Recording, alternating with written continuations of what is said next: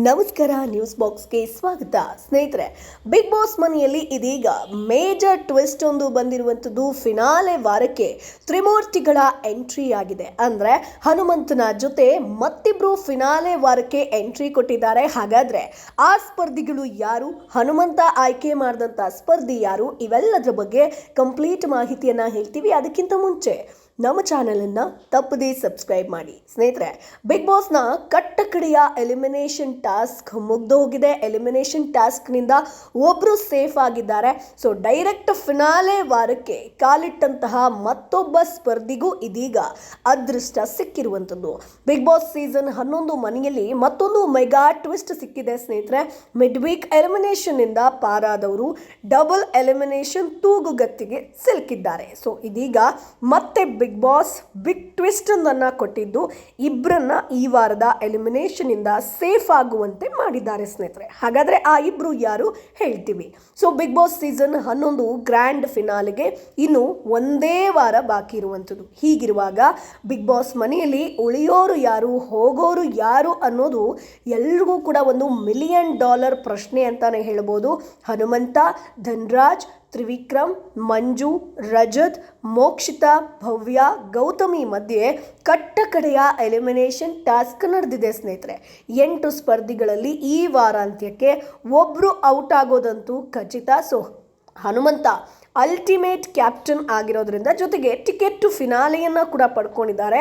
Direct finale ವಾರಕ್ಕೆ ಇವರು ಕಾಲಿಟ್ಟಿದ್ದಾರೆ. So Hanumantha ಅವರ ಜೊತೆಗೆ ಇದೀಗ ಮತ್ತಿಬ್ಬರು ಸ್ಪರ್ಧಿಗಳು ನೇರವಾಗಿ ಫಿನಾಲೆ ವಾರಕ್ಕೆ ಹೋಗುವಂತಹ ಒಂದು ಬಂಪರ್ ಅವಕಾಶವನ್ನು ಪಡ್ಕೊಂಡಿದ್ದಾರೆ. ಸೊ ಬಿಗ್ ಬಾಸ್ ಕ್ಯಾಪ್ಟನ್ ಹನುಮಂತನಿಗೆ ಈ ಸೀಸನ್ನ ಉತ್ತಮ ಸ್ಪರ್ಧಿಯನ್ನು ನೀವು ನಾಮಿನೇಷನ್ನಿಂದ ಪಾರು ಮಾಡಬೇಕು ಅನ್ನುವಂಥ ಒಂದು ಆಯ್ಕೆಯನ್ನು ಕೊಡ್ತಾರೆ.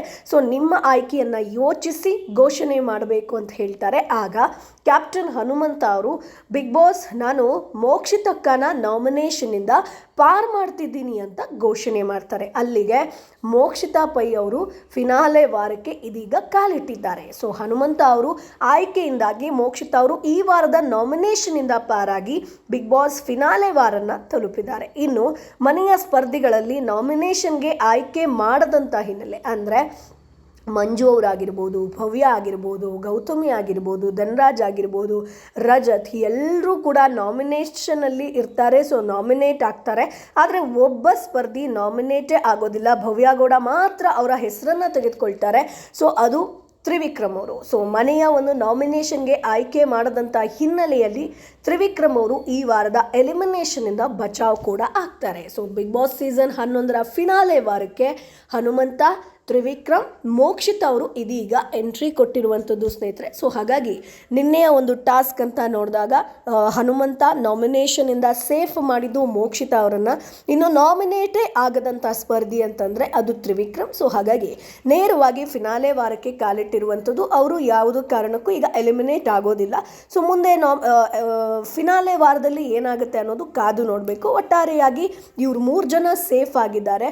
ಸೊ ಇವತ್ತು ಬಿಗ್ ಬಾಸ್ ಮನೆಯಿಂದ ಯಾರು ಎಲಿಮಿನೇಟ್ ಆಗ್ತಾರೆ ಅನ್ನೋದು ಕಾದು ನೋಡಬೇಕು. ಕಿಚ್ಚ ಸುದೀಪ್ ಅವರು ಬಂದ ತಕ್ಷಣ ಒಬ್ಬರನ್ನ ಎಲಿಮಿನೇಟ್ ಮಾಡ್ತಾರ, ಅಥವಾ ಸ್ಯಾಟರ್ಡೆಗೆ ಒಂದು ಎಪಿಸೋಡ್, ಒಂದು ಎಲಿಮಿನೇಷನ್, ಸಂಡೇಗೆ ಒಂದು ಎಲಿಮಿನೇಷನ್ ನಡೆಯುತ್ತಾ ಅನ್ನೋದು ಕಾದು ನೋಡಬೇಕು. ಒಟ್ಟಾರೆಯಾಗಿ ಬಿಗ್ ಬಾಸ್ ಮನೆಯಿಂದ ಯಾರು ಎಲಿಮಿನೇಟ್ ಆಗ್ತಾರೆ ಅನ್ನೋದು ಈಗ ಒಂದು $1 ಮಿಲಿಯನ್ ಪ್ರಶ್ನೆ.